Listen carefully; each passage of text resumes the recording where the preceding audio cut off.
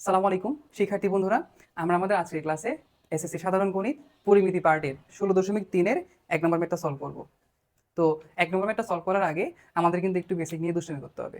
তো ফার্স্ট যে বেসিকটা জানতে হবে এটা হচ্ছে বৃত্তচাপ। বৃত্তচাপ কাকে বলে দেখো, সংজ্ঞাটা ভাইয়া লিখে রাখছি এখানে। বৃত্তের পরিধি বা সীমানার যে কোনো অংশকে বৃত্তচাপ বলে, যে কোনো অংশ। ওকে, তাহলে আসো ভাই, এখানে একটা বৃত্ত এঁকে রাখছি। তো বৃত্তের পরিধি বা সীমানা বলতে কি বোঝায়, এই যে দেখো, এটাই হচ্ছে তোমার কি বৃত্তের পরিধি বা সীমানা।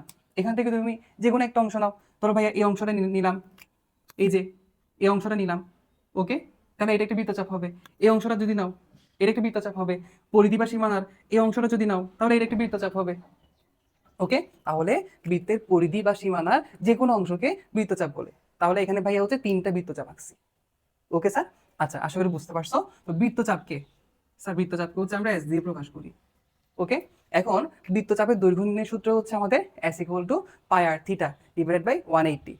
এখানে একটা কথা ভাই বলে রাখি, দেখো তোমাদের হচ্ছে ওই বৃত্তচাপ এবং বৃত্তাংশ এই দুইটা কিন্তু ভিন্ন জিনিস, কিন্তু আমাদের 9-10 লেভেলে বইয়ে তোমাদের এই দুইটা সেম জিনিস হিসেবে ইউজ করা হয়েছে। ওকে, তাহলে হচ্ছে আমরা এই দুইটা এগো জিনিস ধরে হচ্ছে ম্যাথগুলো করবো আর কি। তাহলে দেখো, বৃত্তচাপ বা বৃত্তাংশ দৈর্ঘ্য নির্ণয়ের সূত্র হচ্ছে s = πr θ / 180। পরিচয়গুলো একটু করে দেখো, যে এস দিয়ে তো বৃত্তচাপকে প্রকাশ করি, বৃত্তচাপের দৈর্ঘ্যকে প্রকাশ করি। ওকে, আচ্ছা, পাই, পায়ের মান তো তোমরা সবাই জানো। আর মানে কি, বৃত্তের ব্যাসার্ধ। থিটা মানে কি, থিটা হচ্ছে তোমার বৃত্তচাপ কেন্দ্রে যেই কোণ উৎপন্ন করবে। দেখো, ধরো তুমি এই বৃত্তচাপটা নিছো। ওকে, এই দুইটা প্রান্তবিন্দু হচ্ছে, দেখো ধরো একটা প্রান্তবিন্দু তোমার এ, আর একটা প্রান্তবিন্দু তোমার বি। তো এই দুইটা প্রান্তবিন্দুকে আমি হচ্ছে কেন্দ্রের সাথে যুক্ত করে দিলাম। দেখো তো, কেন্দ্রের সাথে ওরা থিটা কোণ উৎপন্ন করছে না, মানে এই কোণটা উৎপন্ন করছে না। তাহলে এটাই হচ্ছে এই থিটাটা, মানে তোমার এবি বৃত্তচাপ কেন্দ্রে যে কোণটা উৎপন্ন করছে। ওকে, তাহলে আসলে আমরা আমাদের ম্যাথটা শুরু করি। আশা করি বুঝতে পারছো, না বুঝতে সমস্যা নাই, ভাইকে বলিও। একটি বৃত্তচাপ কেন্দ্রে 30 ডিগ্রি কোণ উৎপন্ন করে। ওকে, বৃত্তের ব্যাস 126 সেন্টিমিটার হলে চাপের দৈর্ঘ্য নির্ণয় করতে বলছে। তাহলে দেখো, আমরা কিন্তু ম্যাথ শুরু করার আগে চাপের দৈর্ঘ্য নির্ণয়ের সূত্রটা তোমাদেরকে শিখাইছি। তো এই সূত্রটা অ্যাপ্লাই করলে কিন্তু ম্যাথটা হয়ে যাবে। ডাইরেক্ট তার সূত্র অ্যাপ্লাই করা যাবে না, আগে তোমাকে দেখতে হবে যে তোমার মানগুলা ঠিকঠাকভাবে দেওয়া আছে কিনা। ওকে, তাহলে দেখো, পায়ের মান আমরা জানি।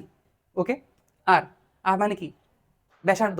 এখানে তোমার প্রশ্নে কিন্তু সরাসরি ব্যাসার্ধের মানটা দিয়ে দেয় নাই, কিন্তু স্যার আমার এখানে একটু খেয়াল করো, ব্যাস দিয়েছে না।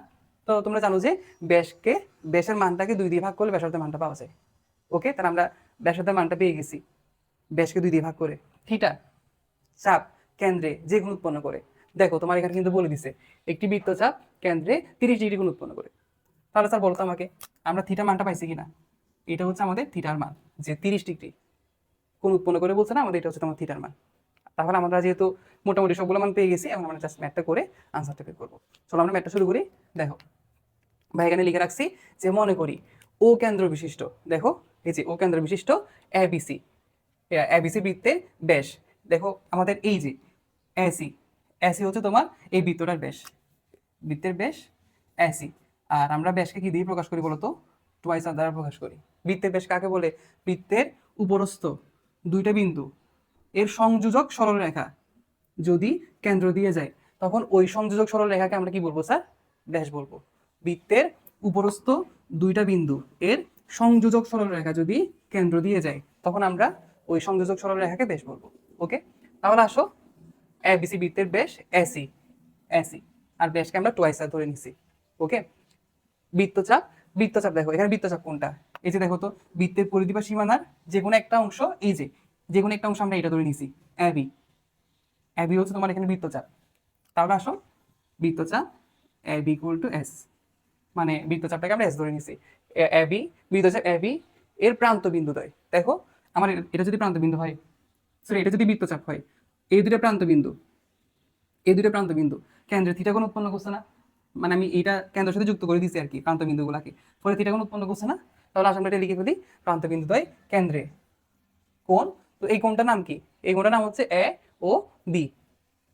কোণ A O B equal theta, theta কোণ, থিটা কোণ উৎপন্ন করে।